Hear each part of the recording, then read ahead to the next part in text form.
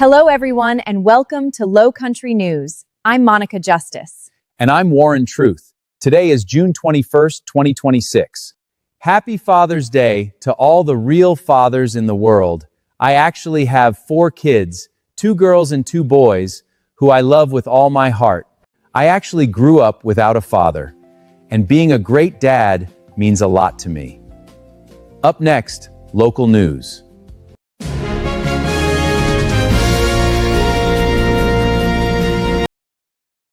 Father's Day is a time to celebrate dads and the impact they have on our families.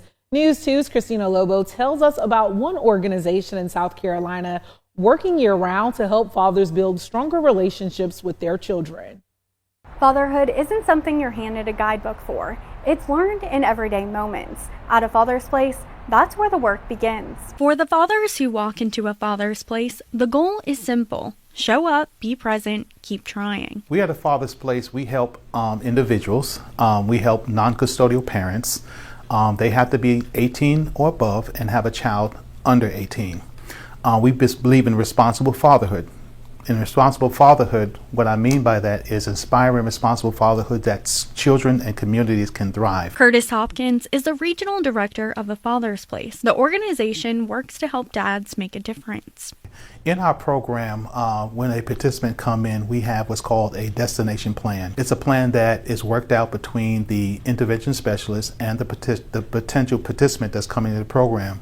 And they set 3 goals that they try to achieve. The program offers education and services uniquely tailored for fathers trying to rebuild their lives and their families. What we teach is a full curriculum of parenting, healthy relationships, and economic mobility. So we deal with the inner man and how that man is developed.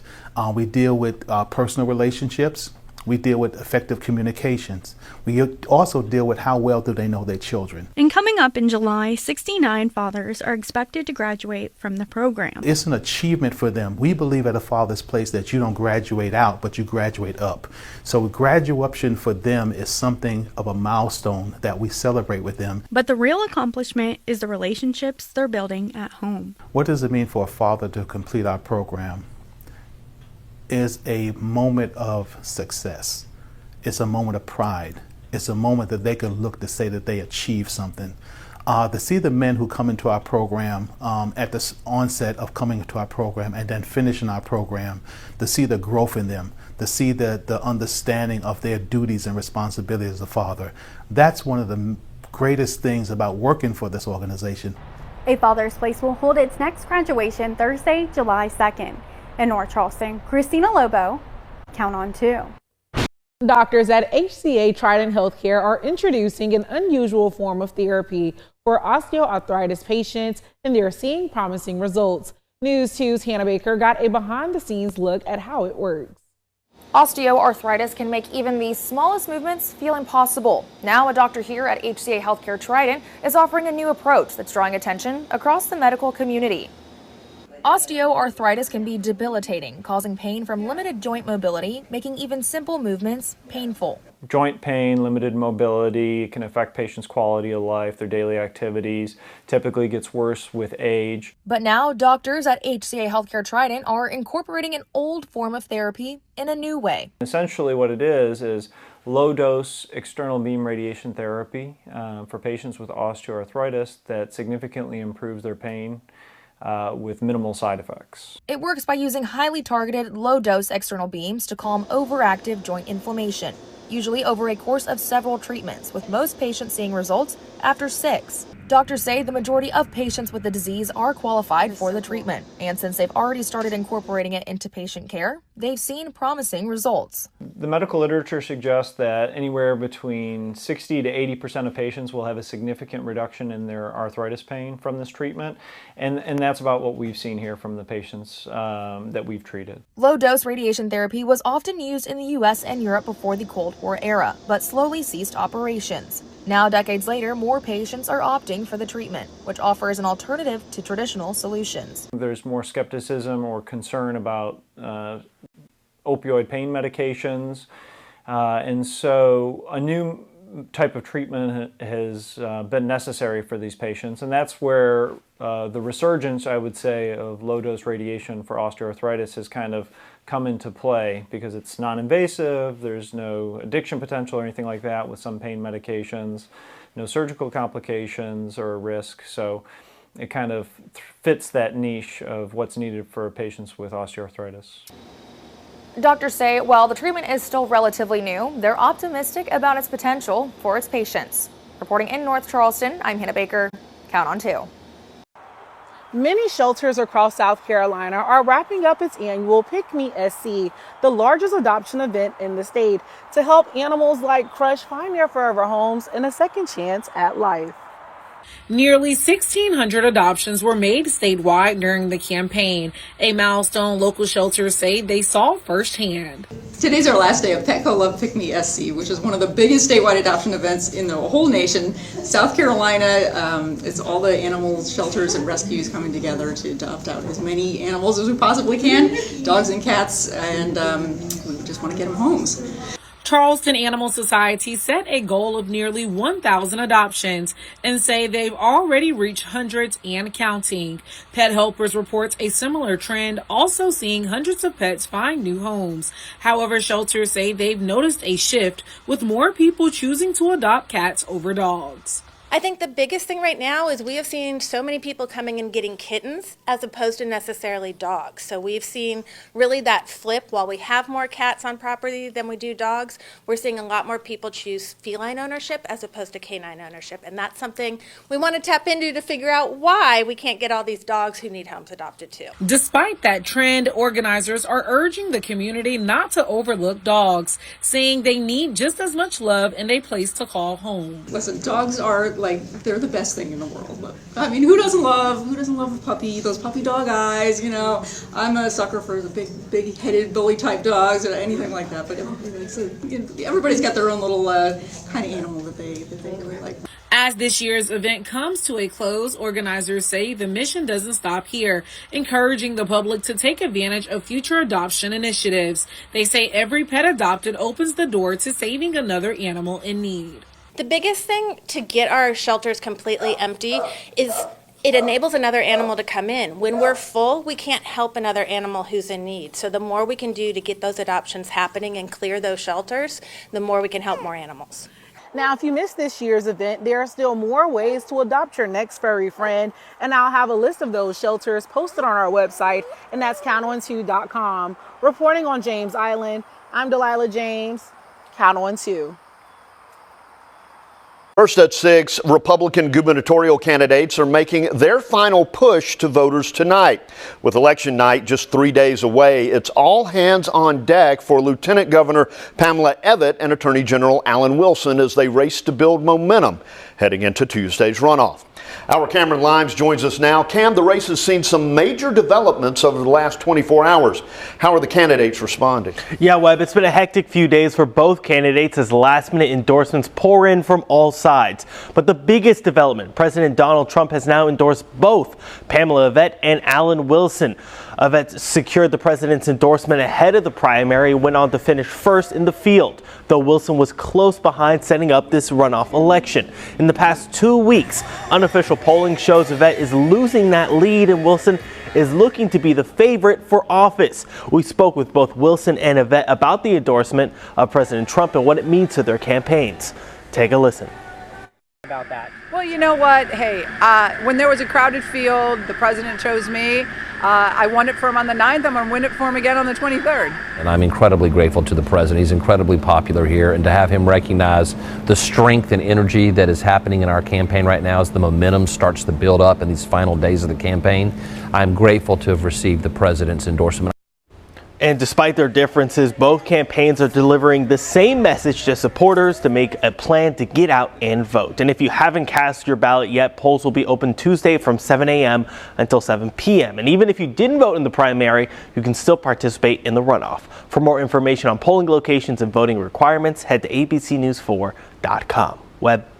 Broadcasting live from Paris, France. Up next, Worldwide News.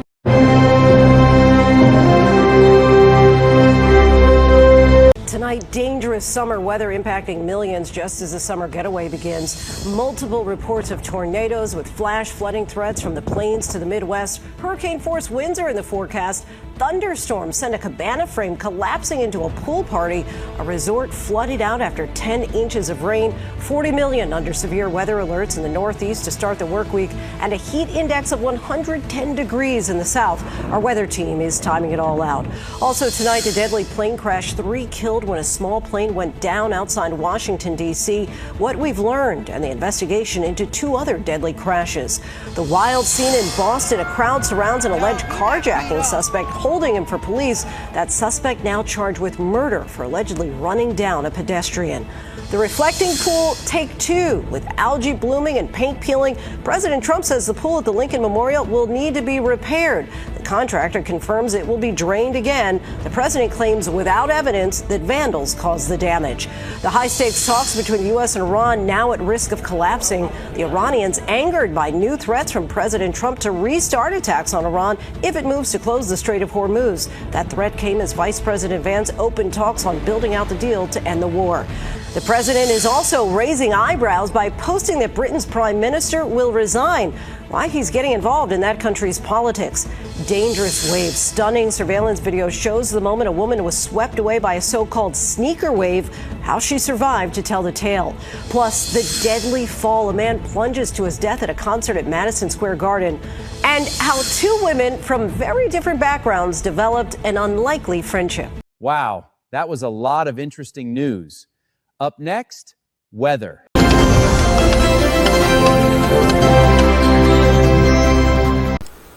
Meteorologist Peyton Garrison here. A nearing cold front to our north and west will bring the potential of some rain, perhaps a few gusty thunderstorms by the end of the day. Monday, the Storm Prediction Center is outlooking the majority of the Midlands under a marginal 1 to 5 risk for this isolated strong storm potential. It's fairly low winds, but any storms able to flare up could produce some gusty winds. A slight 2 out of 5 risk is in place for areas a little farther north of us and into the upstate, where that risk of gusty storms will be slightly more impressive. Here's the latest look at future radar tomorrow morning as you're heading back out the door to work for your Monday morning commute. No big issues. In fact, we shouldn't have any big issues for most of the day into the early afternoon hours. Expect a mostly to partly sunny sky around, but towards the end of the afternoon, early evening could have some scattered showers and thunderstorms flare up, and maybe a few lingering into early Monday night. Regardless of any thunderstorms, tomorrow looks pretty breezy in general, gusts near 20 to 25 miles. Good Sunday evening, everyone. I'm First Alert Meteorologist Lexi Horvath giving you a radar update as multiple strong to severe thunderstorms are moving through the low country.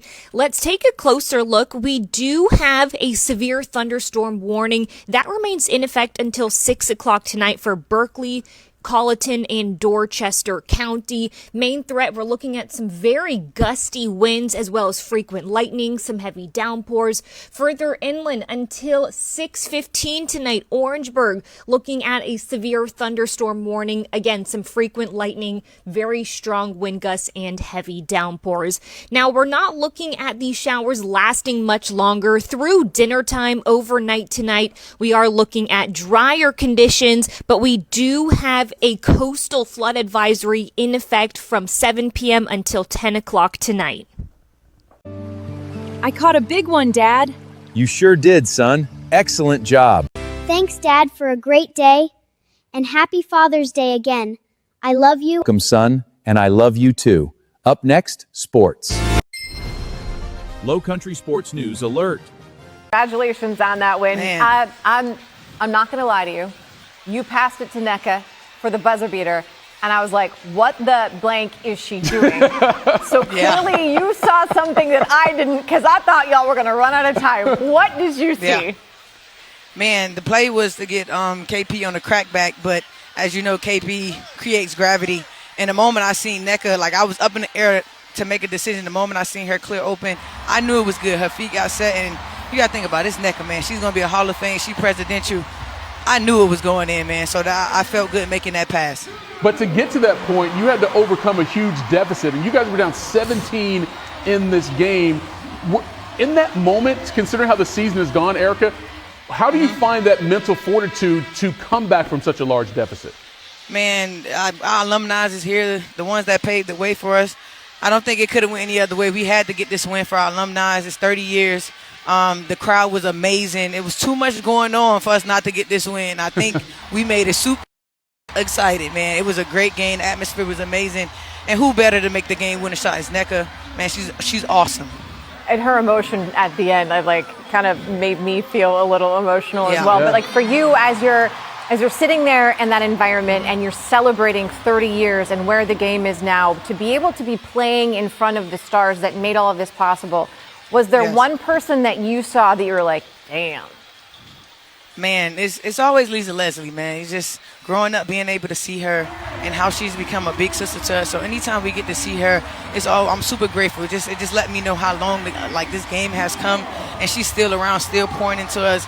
Even though she gave the game so much more, she's still giving the game so much more. And then also I saw Delisha Milton. I played with her in 2016 in Atlanta. So I was like, oh, I gotta get some juice, man, because she brings that fire. Yeah, well, that's the thing. The legends paved the way, but you guys are taking it forward. So, again, congratulations on this win, but also just the overall growth of the league, Erica. We really appreciate the time.